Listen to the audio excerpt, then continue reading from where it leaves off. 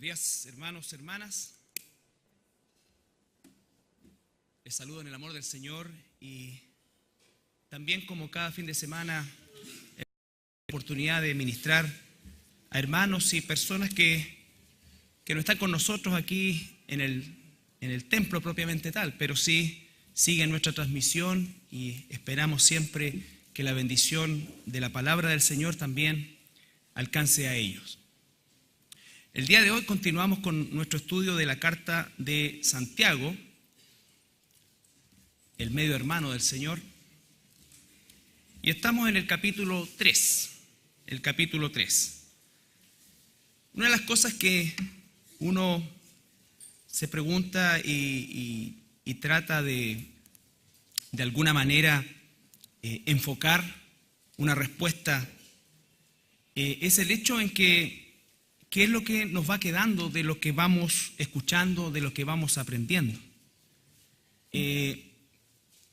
Durante tiempo hemos estado proponiendo el hecho de poder continuar el estudio de lo que estamos haciendo los días domingos en nuestros tiempos personales o devocionales, con el propósito de ir justamente reforzando la enseñanza que recibimos, que ciertamente es un porcentaje de todo lo que el pasaje nos puede entregar, y el poder, sobre todo en una carta como esta, en la cual nos enfrentamos permanentemente a contrastes en relación a la voluntad de Dios versus nuestra propia voluntad. Santiago es una carta que inmediatamente tiene una instancia de aplicación. No es una carta donde tiene, por ejemplo, en el caso de la carta a los Efesios, los 3 primeros capítulos, el 50% de la carta es un sustento teológico, y los siguientes 3 capítulos constituyen la praxis de ese fundamento o de esos fundamentos. Sin embargo, Santiago en sus 5 capítulos es sumamente práctico, toma toda la información que supuestamente ya como cristianos nosotros debemos conocer y la plasma en estos contrastes donde nos insta a, como dice, ¿no es cierto?, el capítulo 2, a confrontarnos con este espejo que es la palabra de Dios para evaluarnos. El apóstol Juan dice, ¿no es cierto?, que debemos examinarnos. El apóstol Pablo también dice examinarnos. Y Santiago da por hecho que en estos contrastes nosotros nos estamos examinando. La semana pasada, ¿no es cierto?, comenzamos este capítulo 3, versículo 13, que nos habla de este contraste entre la sabiduría del mundo, humana, no de Dios, y la sabiduría que viene de lo alto, dice que viene de Dios. Y esto va a continuación de algo tan importante como fue la primera sección del capítulo 3, en relación al uso de la lengua, nuestra manera de hablar. Entonces, después de confrontarnos y de mostrarnos lo pecaminoso que puede resultar nuestra forma de hablar, nos introduce al tema de la sabiduría. Porque ciertamente si hay algo que necesitamos, o en lo que necesitamos sabiduría, esa es nuestra manera de hablar. Entonces, como pastor, para mi propia vida y la vida de mis hermanos, yo realmente espero en el Señor que podamos estar profundizando en estas áreas a fin de que la aplicación personal que la palabra de Dios debe tener en cada uno de nosotros se esté realizando, y esto no sea solamente una información más que acumulamos a nuestro acervo teológico, sino que realmente se constituya en una práctica de vida. Digo todo esto porque a veces uno pregunta a las personas, bueno, ¿qué quedó del mensaje? Independiente que el mensaje en sí puede ser a lo mejor un poco confuso o poco claro, pero ciertamente hay elementos que deben quedar en nuestro corazón, pero no como una forma de almacenar algo, sino que de trabajar eso en nuestra propia realidad. ¿Cómo manejamos nosotros nuestra lengua? ¿Cómo manejamos nosotros nuestra forma de hablar? Y hay advertencias bien claras que, por cierto, es transversal a cualquiera de nosotros. Nadie está exento de esto, y eso es lo que hace de Santiago, bueno, y de toda la Escritura, pero en particular de Santiago, hace una una carta y una enseñanza tan práctica, pero también tan cruda, si pudiéramos decir, con lo que significa nuestra realidad de vida. Entonces, la invitación, hermanos, es a que nosotros podamos continuar este estudio, podamos llevarlo a nuestro tiempo devocional, podamos enfocarnos, y hay mucho más de lo que puedo decir yo en una hora o en 50 minutos acerca de cada uno de los pasajes. Porque esto es crítico en relación a lo que el mismo Santiago nos dice, que es la evidencia de que si somos o no hijos de Dios. La evidencia no está en un cuestionario en el cual nosotros tengamos que responder correctamente una batería de preguntas, que por cierto, quiera Dios que sea así, sino que Santiago hace un énfasis en la evidencia de esas respuestas. Si esas respuestas son correctas, deben tener necesariamente un reflejo en nuestra forma de vivir. Por eso parte el capítulo 3, versículo 13, con una pregunta. ¿Quién es sabio y entendido entre vosotros? ¿Quién es sabio y entendido entre vosotros? Y ahí pueden haber, como dijimos, múltiples respuestas en relación a la perspectiva que cada uno de nosotros puede tener acerca del concepto de la sabiduría y del entendimiento. Pero cuando hablamos de parte de Dios, ¿no es cierto?, esa sabiduría necesariamente es y debe mostrarse. La palabra dice muestre, es decir, que haya una evidencia. Si eres sabio y entendido en las cosas de Dios, eso se debe evidenciar. Es como dice Santiago ahí mismo en el capítulo 2, ¿no es cierto? Muéstrame tu fe con tus obras, entendiendo que las obras no producen la salvación, pero un hombre o mujer salvado por Dios, ciertamente su vida mostrará esos frutos, Y dice, muestre por la buena conducta sus obras en sabia mansedumbre. Versículo 14, pero si tenéis celos amargos y contención en vuestro corazón, no os jactéis ni mintáis contra la verdad, porque esta sabiduría no es la que desciende de lo alto, sino terrenal, animal, diabólica. Porque donde hay celos y contención, allí hay perturbación y toda obra perversa. Pero la sabiduría que es de lo alto es primeramente pura, después pacífica, amable, benigna, llena de misericordia e incertidumbre. Y de buenos frutos, sin incertidumbre ni hipocresía. Y el fruto de justicia se siembra en paz para aquellos que hacen la paz.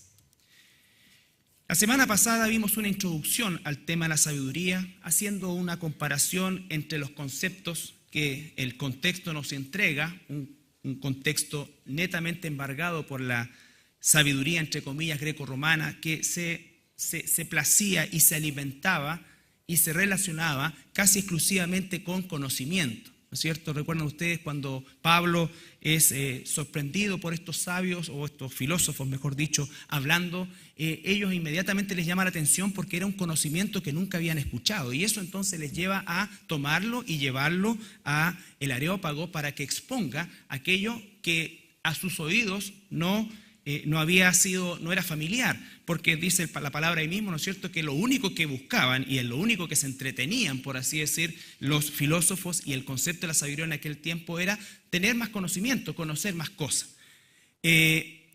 Claro que cuando Pablo comienza a hablar de la resurrección y de la transformación, seguramente en la predicación del Evangelio, fue rápidamente desechado porque ese tipo de sabiduría ciertamente no encajaba con el sistema de pensamiento de sincretismo que tiene el filósofo en general, y que, dicho sea de paso, es lo que permea nuestra sociedad el día de hoy, el sincretismo. O sea, no hay verdades absolutas, y cualquiera que se plante en una verdad o un concepto de absoluto no va a encontrar o no va a encajar con el pensamiento actual, donde ciertamente el relativismo es lo que manda, y por lo tanto el concepto de las verdades se diluye en el hecho de las opiniones o de los puntos de vista, pero por ningún motivo establecer una verdad de carácter absoluta como lo es el Evangelio. Cuando escucha a la gente que no hay otro camino y que el único camino es Jesucristo, que no hay otra verdad, que la única verdad es la palabra de Dios, Entonces, ciertamente eso provoca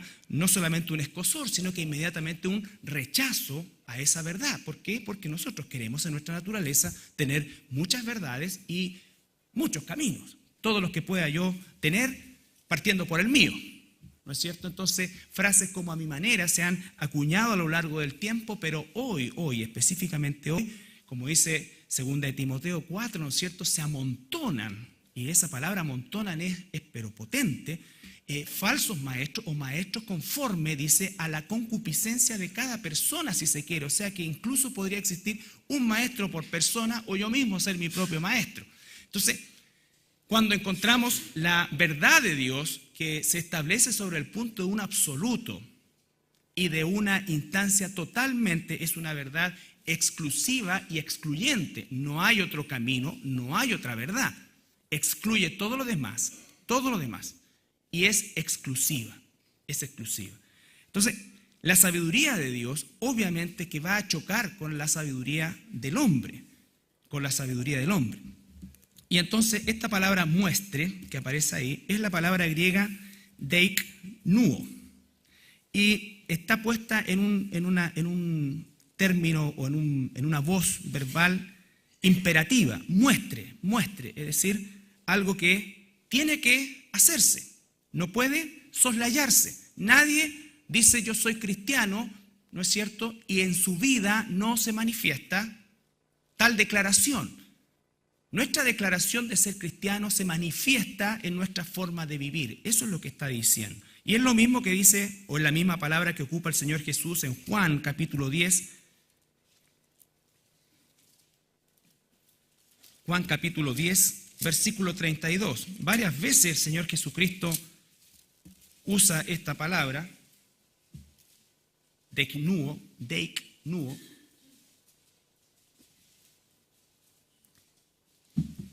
que significa exhibir. Juan capítulo 10, versículo 32. Juan capítulo 10, versículo 32. Tomamos el versículo 31 para el contexto.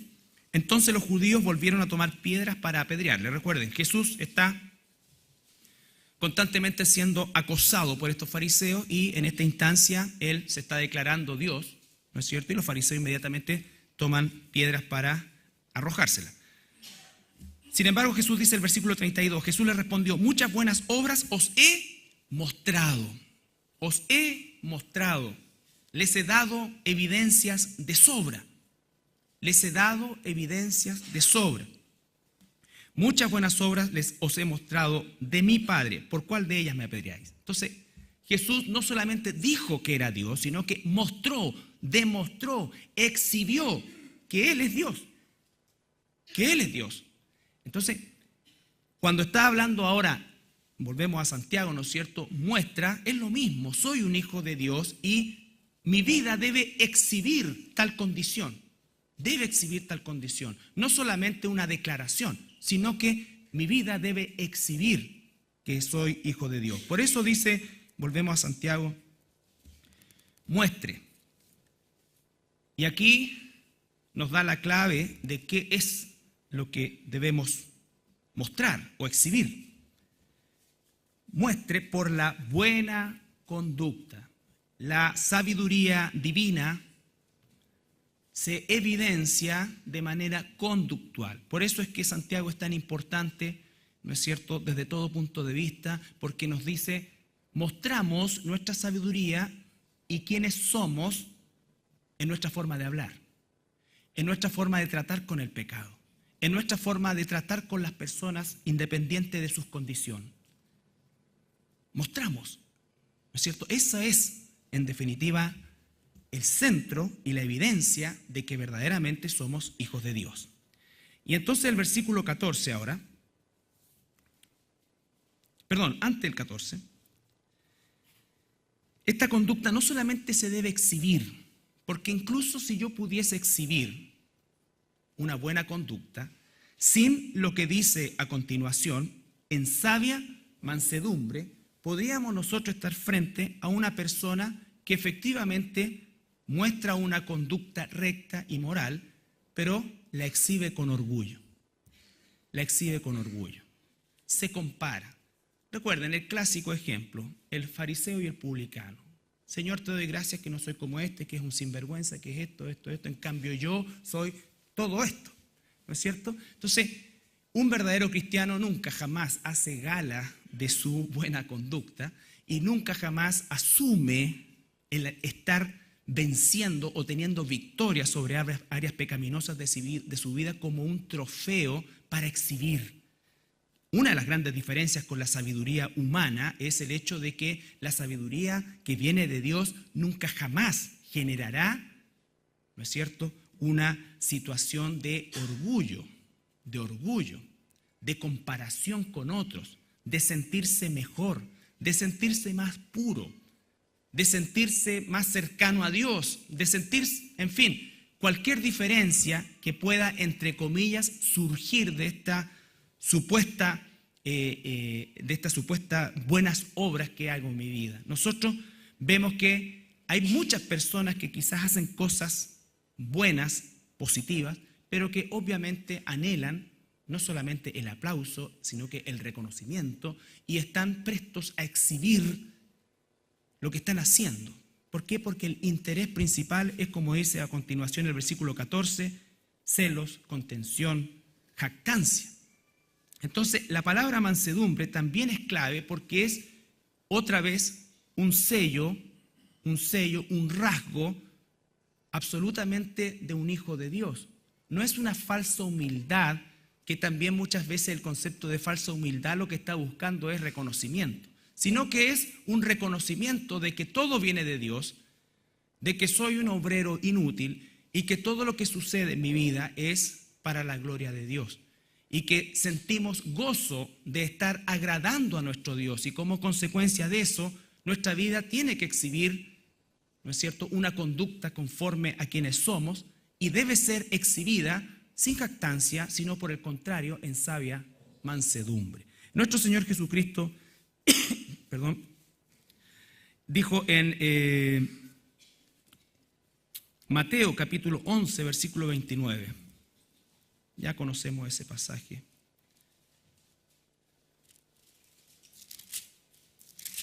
Mateo 11, 29.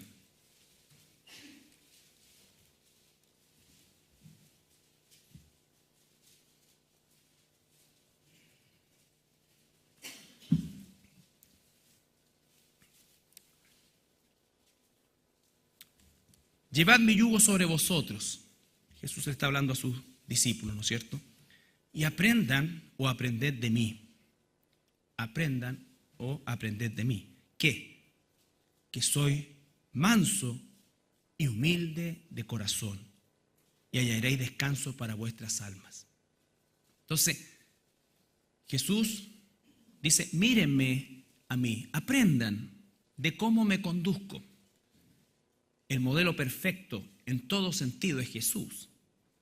Y Él está diciendo, aprendan de mí que soy manso y humilde. Y va a haber un beneficio maravilloso de eso, que hallaremos descanso para nuestras almas.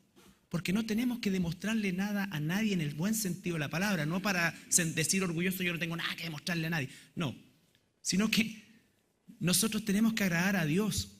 Tenemos que agradar a Dios. Y ciertamente agradar a Dios va a beneficiar a nuestro entorno.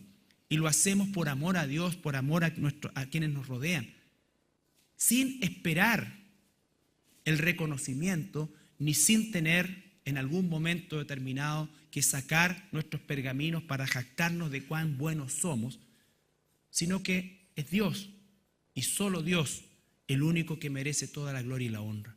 Y si Él en algún momento le place que nuestro trabajo tenga un reconocimiento, siempre la gloria es para Dios. Nunca nos quedamos con algo de eso.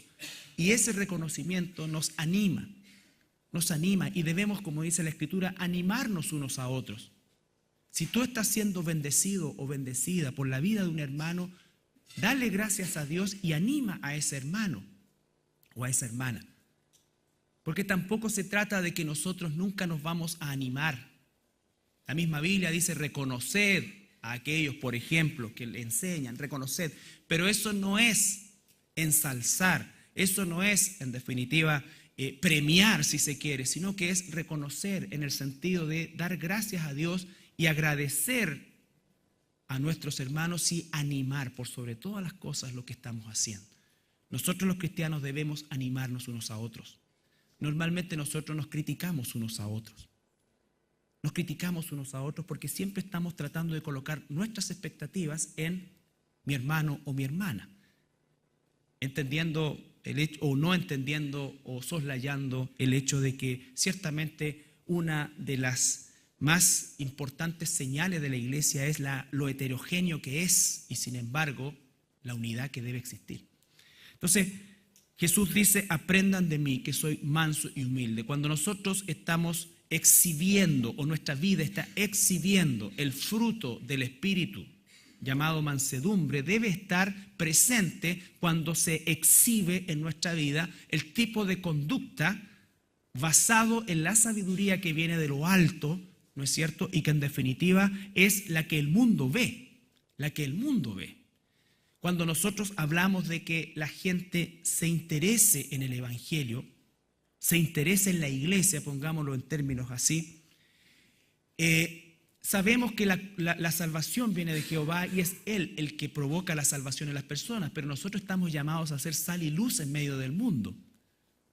Sal y luz en medio del mundo, y eso significa que nuestra vida tiene que exhibir una diferencia radical entre el resto de las personas, no con una actitud de juicio, sino como sal y luz, para que se acerquen, para que se detengan, para que quizás Dios les conceda arrepentimiento. Esa es la parte de Dios, pero la parte nuestra es ser sal y luz, y para eso nos preparamos. Nuestros vecinos pueden decir si nosotros somos sal y luz. No estoy diciendo que la salvación dependa de eso. Esa es nuestra misión. La salvación depende de Dios. A nosotros nos ha dado una orden clara: ser sal y luz. Ustedes tienen que vivir de una manera diferente, por si quizás Él le conceda arrepentimiento a quienes nos rodean. Pero debemos hacerlo. No podemos nosotros soslayar, eliminar o minimizar este llamado que Dios nos hace. Entonces, en sabia mansedumbre es fundamental para cuando nuestra vida exhibe quiénes somos. Versículo 14. Y ustedes saben que la palabra manso, ¿no es cierto?, que es la palabra prautes, significa alguien que es moldeable. Y es una palabra que se saca de aquellos que domaban caballos, porque un caballo loco, ¿no es cierto?, o salvaje, no es de ninguna utilidad, sino que hasta que ese caballo es domado, se puede usar ya sea para arar, para transportar, para lo que sea. O sea, nosotros, si no somos domados y no somos mansos, ¿no es cierto?, si no somos moldeables. ¿Qué significa moldeable? Es estar sujeto bajo el control de Dios, como en el caso del caballito, ¿no es cierto?, si quiere que doble para un lado, se pare, esto, es decir, el caballo está bajo sujeción. Nosotros es lo mismo, no servimos cuando no estamos bajo ese dominio de Dios. La rebeldía lo único que hace es que nos dañamos más cuando Dios está por medio del Espíritu Santo domando nuestro carácter a fin de que podamos ser útil para Él. El apóstol Pablo, como era al principio, no le servía a Dios. Dios lo tuvo que domar 3 años en Arabia y a lo largo de toda su vida. Ese carácter que tenía el apóstol Pablo, ¿no es cierto?, tuvo que ser domado para ser usado conforme a la voluntad de Dios y los propósitos de Dios. Lo mismo para nosotros. Versículo 14 en Santiago 3. Y comienza a hacer un contraste. Pero si tenéis celos amargos y contención en vuestro corazón, no os jactéis ni mintáis contra la verdad, porque esta sabiduría no es la que desciende de lo alto, sino terrenal, animal y diabólica. Porque donde hay celos y contención, allí hay perturbación y toda obra perversa. Entonces, lo primero que hace es, ¿qué es la sabiduría o qué no es la sabiduría de Dios? ¿Qué es la sabiduría del mundo? ¿Qué es la sabiduría terrenal? Y dice, lo primero que caracteriza ese tipo de sabiduría o ese tipo de conducta es celos. Celos amargos. Eso significa que como dice la carta a los Hebreos también, raíz de amargura. Es decir, que lo que hacemos lo hacemos con amargura, no con alegría. Lo hacemos con celo, siempre pensando, ¿no es cierto?, en que dañemos a otro, pasemos por sobre otro, o que otro no nos gane el quien vive. Esa tensión permanente en que nos encontramos nosotros, que no nos gozamos con el éxito de otros, sino que nos amargamos. Y entonces buscamos la forma, como va a decir más adelante el capítulo 4, versículo 1, de dónde vienen las guerras y los pleitos entre vosotros. No es de vuestras pasiones las cuales combaten en vuestros miembros. Codiciáis y no tenéis, matáis y ardéis de envidia. Entonces, la envidia, los celos amargos. Y entonces hacemos las cosas comparativamente para ganarle a alguien. Si esta persona hizo tal cosa, entonces yo quiero eso también y quiero más. Y eso se da en los trabajos. Dicho sea de paso, fíjense que cuando uno lee la historia y el contexto en general, Santiago está usando aquí el ámbito político. Por eso es que habían tantos asesinatos en el Senado romano y todo esto, porque la gente no se soportaba eso, y es un poco lo que pasa también. No importa si lo que tú estás haciendo es lo mejor para el país, lo estás haciendo tú. Y por el solo hecho que lo estás haciendo tú, yo lo voy a derribar. Yo lo voy a derribar. Eso es.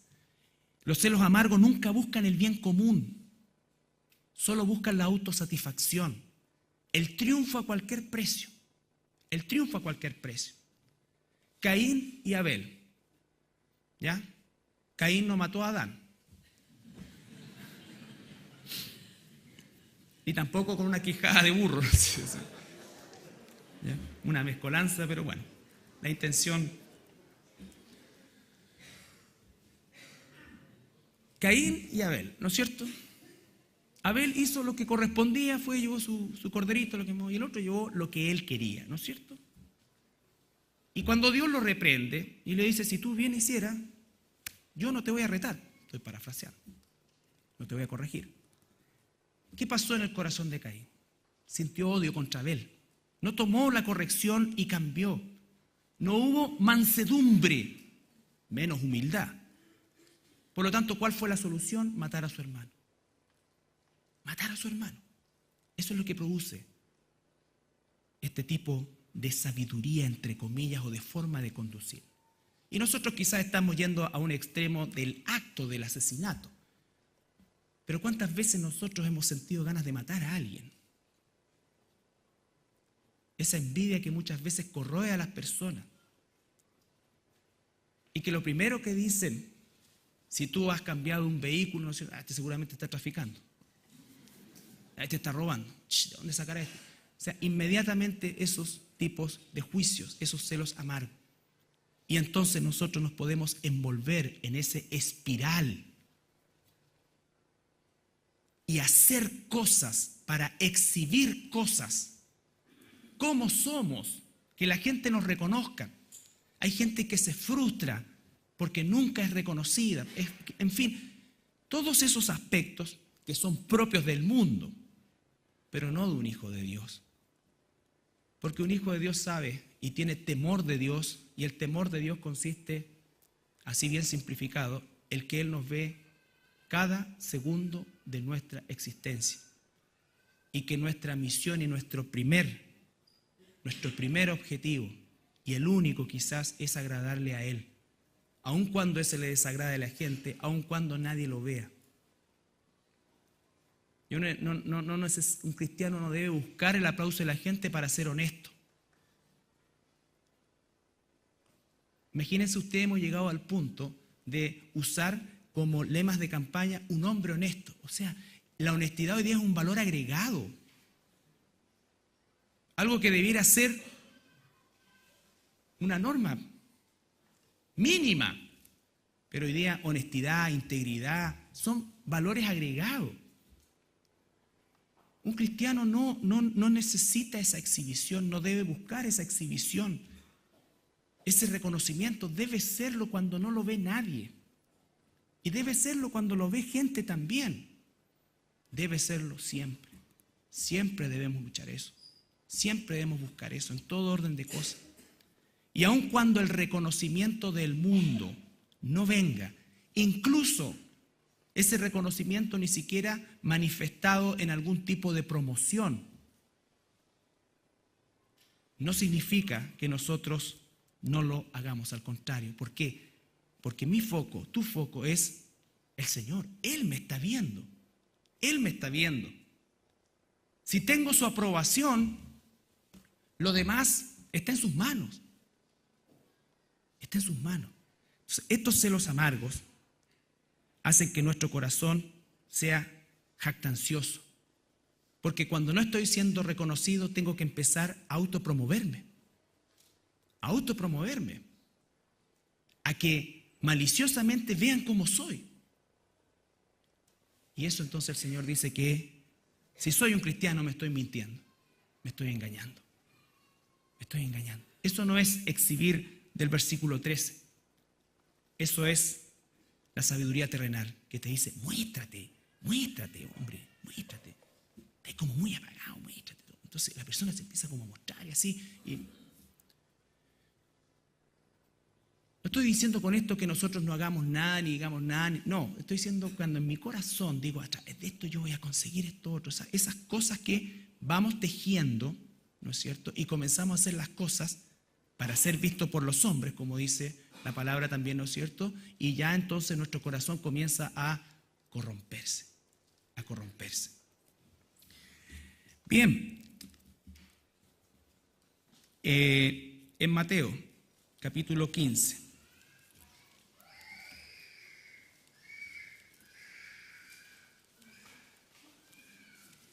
Esa es la parte de cuando van a Belén a matar a los niños menores de 2 años. Mateo, es una escena, ¿verdad?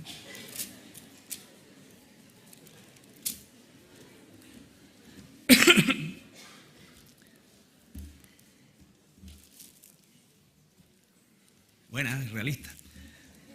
Mateo capítulo 15, versículo 19. Después les doy el nombre de los soldados.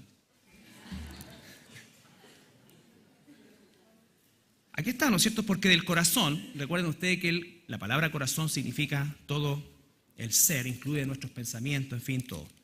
Por lo tanto, corazón no es solamente las emociones, las incluye, por cierto. Porque del corazón, ¿qué cosas? Salen los malos pensamientos, los homicidios, los adulterios, las fornicaciones, los hurtos, los falsos testimonios, las blasfemias. Estas cosas son las que contaminan al hombre, pero el comer con las manos sin lavar no contamina al hombre. Y está hablando no del lavado higiénico, por favor, sino que del lavado ceremonial. Entonces, dice el Señor, del corazón, de nuestra naturaleza humana sale todo esto. De naturaleza humana sale todo esto. Y por eso es que el Espíritu Santo tiene que comprimir eso y generar el fruto del Espíritu para que nuestra vida exhiba que a pesar de que somos pecadores, ha ocurrido un milagro en nosotros, primero que nada la salvación y segundo la transformación. Y esa transformación comienza a imponerse por sobre mi vieja naturaleza.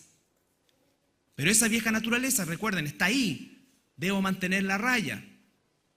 Debo mantener la raya. ¿Y cómo lo hago eso? En la medida de que comienzo a crecer en lo espiritual. A crecer en lo espiritual. Y crecer en lo espiritual significa conocer la palabra de Dios, permitir la transformación del Espíritu Santo a todas las áreas de mi vida. En Proverbios 4:23.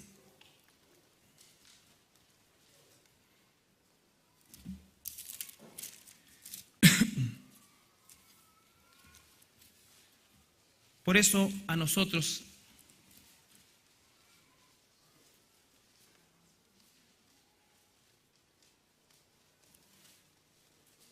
desde el versículo 20, Proverbios 4:20.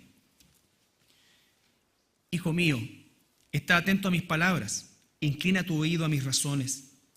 No se aparten de tus ojos, guárdalos en medio de tu corazón. Eso es crecer espiritualmente.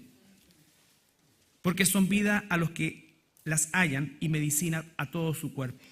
Sobre toda cosa guardada, guarda tu corazón, porque de él mana la vida. Aparta de ti la perversidad de la boca y aleja de ti la iniquidad de los labios. Tus ojos miren lo recto, y así continúa. ¿No es cierto?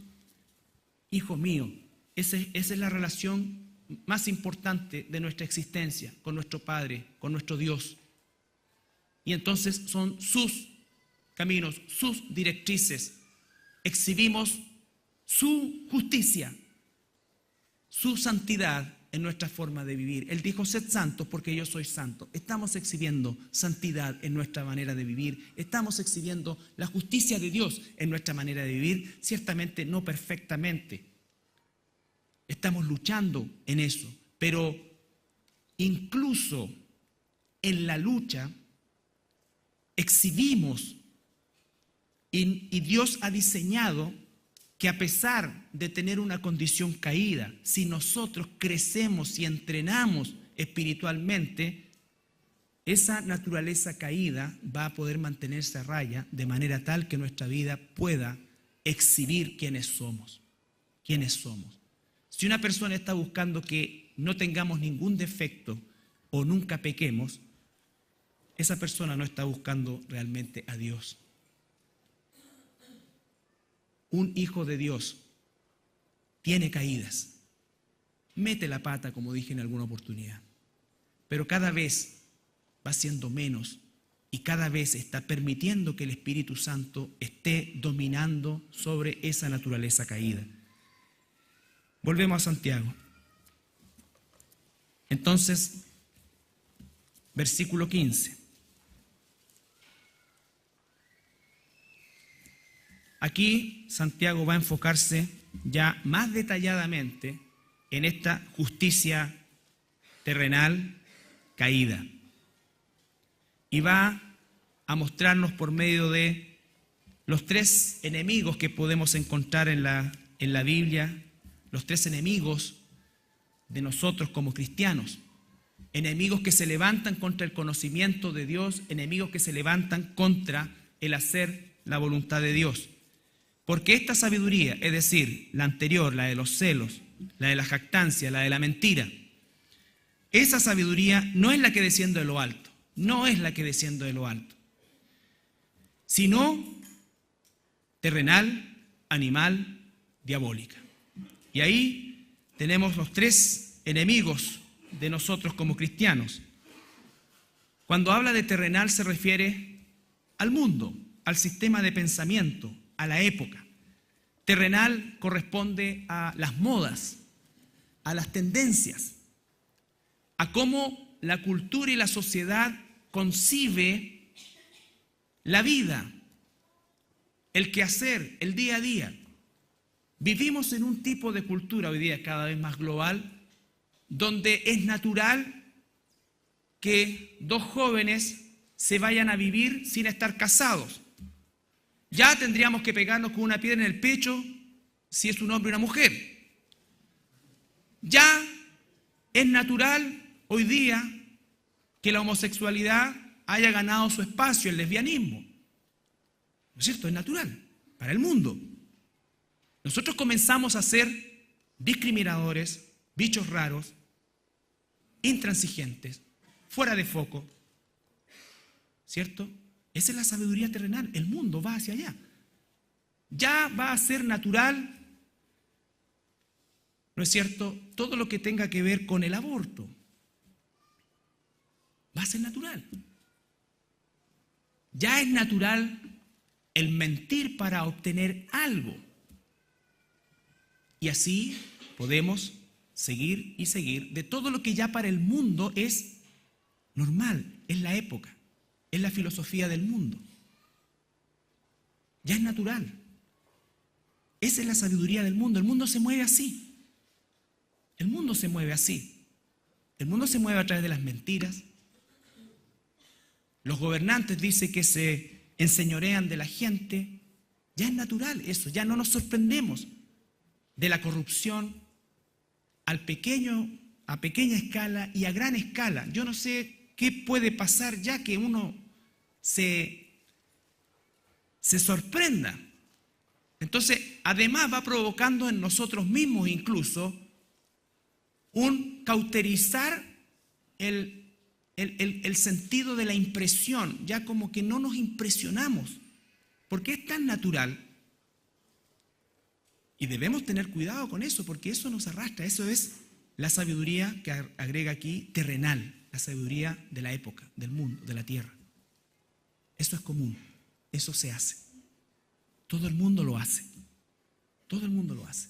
Todo el mundo falsea, todo el mundo, ¿no es cierto?, hace cosas corruptas. Está asociado. La segunda sabiduría es lo que se habla animal, ¿no es cierto? La sabiduría, esta sabiduría no es la que desciende de lo alto, sino terrenal. Lo segundo es animal. Y ahí hace alusión principalmente a lo que es nuestra propia carnalidad, nuestra propia concupiscencia, nuestra propia descontrol de los deseos. Y entonces esa sabiduría te dice, satisface tus deseos a como dé lugar. El propósito en tu vida es ser feliz. Y por lo tanto, si esa felicidad significa hacer tal o cual cosa, da rienda suelta a tu deseo. Hay una sola vida. Hay una sola vida. Da rienda suelta a tus deseos. Para eso tenemos mecanismos ya asumidos como el divorcio, esto, en fin. Entonces decimos, ya no te amo, me he vuelto a enamorar. Y la verdad es que ya no me gustas y ahora me gusta otra persona. Son deseos. Son deseos desde todo punto de vista. Desde todo punto de vista. Entonces, esa naturaleza animal se asocia o se puede desarrollar o expresar aún con mayor fuerza por causa de la terrenal. Van de la mano. Por ejemplo, en Judas 19,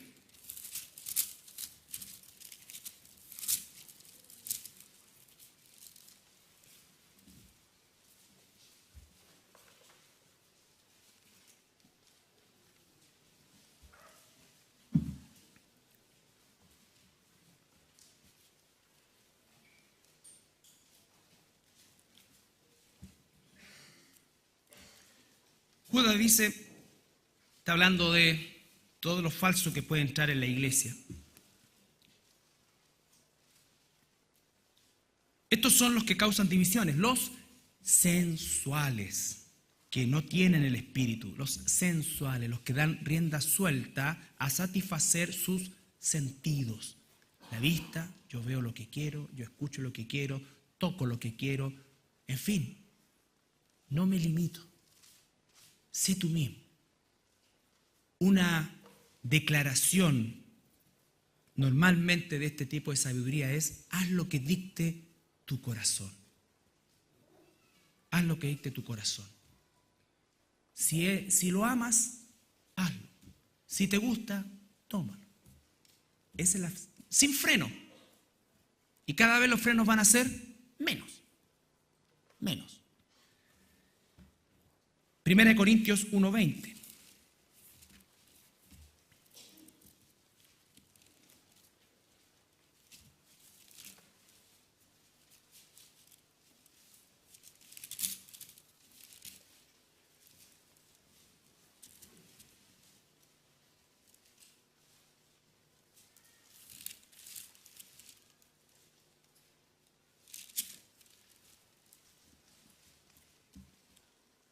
¿Dónde está el sabio?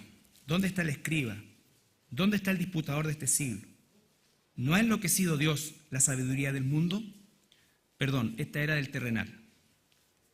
Esta era la sabiduría terrenal. Es desde el versículo 18. Porque la palabra de la cruz es locura para los que se pierden, pero a los que se salvan, esto es a nosotros es poder de Dios. Pues está escrito, destruiré la sabiduría de los sabios y desecharé el entendimiento de los entendidos. ¿Dónde está el sabio? ¿Dónde está el escriba? ¿Dónde está el disputador de este siglo? ¿No ha enloquecido Dios la sabiduría del mundo?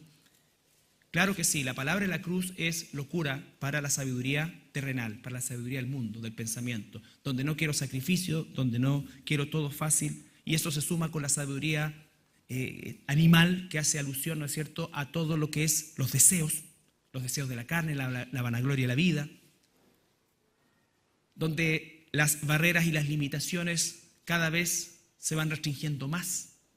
Hoy día llegamos al punto absurdo de que un niñito de 5 años puede decidir su género. Imagínate al nivel de locura, y eso se está aprobando por ley. Eso está ocurriendo delante de nuestros ojos y va a ser una ley. Y si el niño de 5 años quiere ser una mujer siendo varón, nadie le va a ser ilegal decirle otra cosa o ir en contra de eso. Entonces, la sabiduría del mundo, la sabiduría animal. Un hijo de Dios no puede exhibir parámetros de ese tipo, bajo ningún punto de vista. Y finalmente dice la sabiduría diabólica. Y la sabiduría diabólica no es el hecho de que Satanás se te aparece y unánime, no, sabes que la sabiduría diabólica es muy identificada en la Escritura con lo que es las herejías.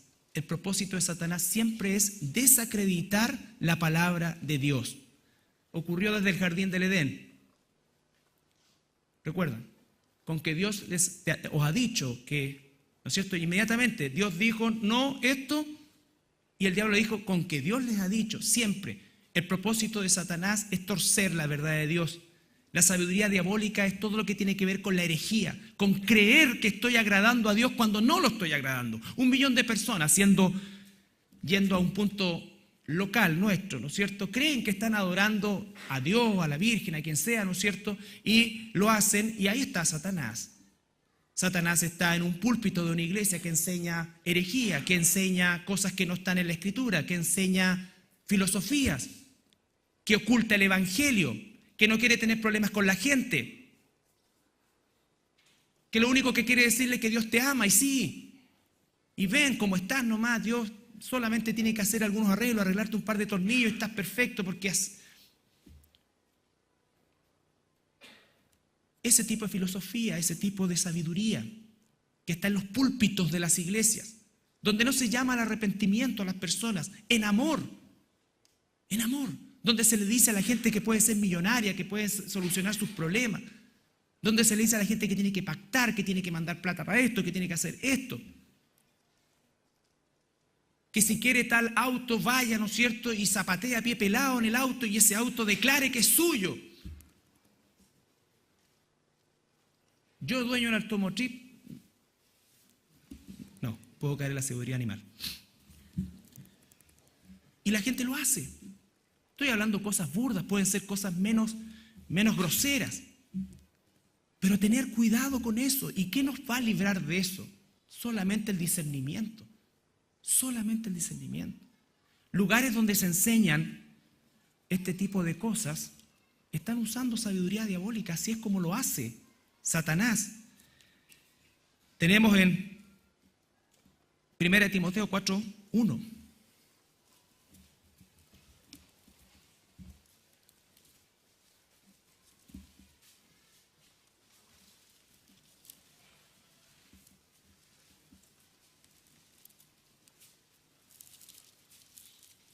Primera de Timoteo 4:1.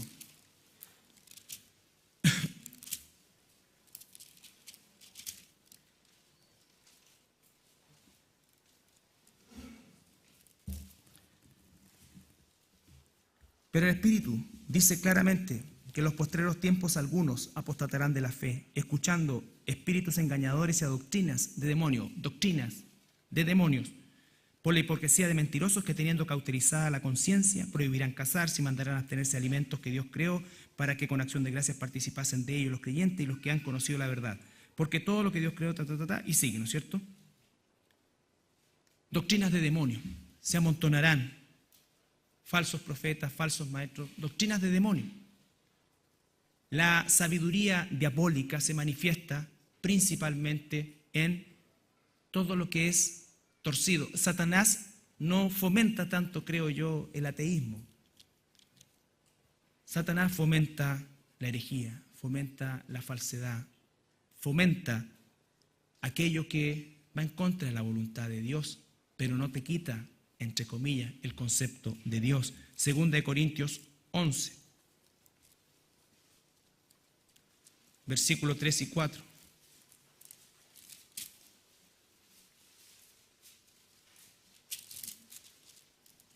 Segunda de Corintios 11, versículos 3 y 4.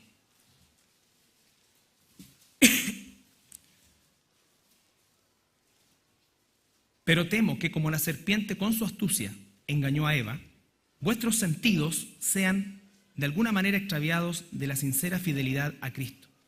Porque si viene alguno predicando otro Jesús que el que os hemos predicado, o si recibís otro espíritu que el que habéis recibido, u otro evangelio que el que habéis aceptado, bien lo toleráis. O sea, estaban desviándose, estaban permitiendo que Satanás produjese duda, torciera, así comenzaron todas las herejías, son así. Y ahí mismo en el capítulo 11, versículo 13 y 14 ahora. 13, 14 y 15. Ahí mismo. El mismo capítulo 11. Porque estos son falsos apóstoles, obreros fraudulentos que se disfrazan como apóstoles de Cristo. ¿Te dan cuenta? Todo eso es diabólico. Y no es maravilla, porque el mismo Satanás se disfraza como ángel de luz. Así que no es extraño si también sus ministros se disfrazan como ministros de justicia, cuyo fin será conforme a sus obras. Entonces, la sabiduría que viene de lo alto no es esto. Así es como el mundo opera, así es lo que el mundo aprecia. Esta es la directriz del mundo, esta es la forma en cómo el mundo se conduce, esto es el Dios de este mundo. Y aquí Santiago lo grafica claramente en ese tipo de sabiduría terrenal, ese tipo de sabiduría animal, ese tipo de sabiduría diabólica.